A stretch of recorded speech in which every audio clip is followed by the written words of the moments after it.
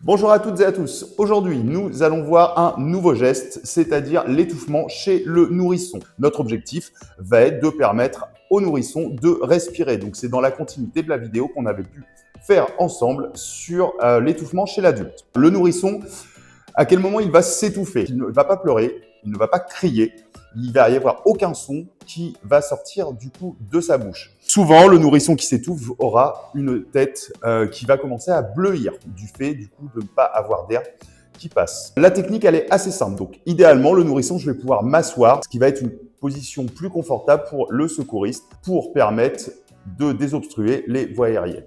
Chose essentielle à faire pour notre nourrisson, il va falloir faire très attention au maintien de la tête.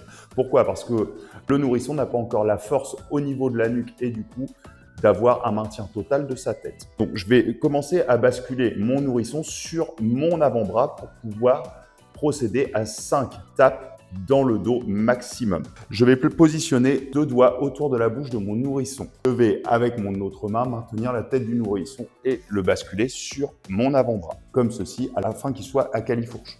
Je vais mettre la tête du nourrisson en position basse par rapport au thorax, ce qui va permettre de faciliter la sortie du corps étranger lorsque je vais procéder aux tapes dans le dos. Les tapes dans le dos, je vais les faire avec le talon de ma main et je vais taper entre les 2 omoplates de mon nourrisson. Donc je commence par une première tape.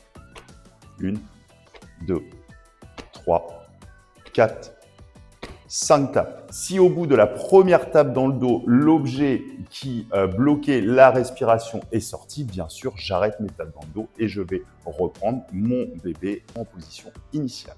Si jamais les claques sont insuffisantes, c'est-à-dire que le corps étranger n'est pas ressorti, je vais rebasculer mon nourrisson sur mon avant-bras, toujours en maintenant sa tête avec mon autre main.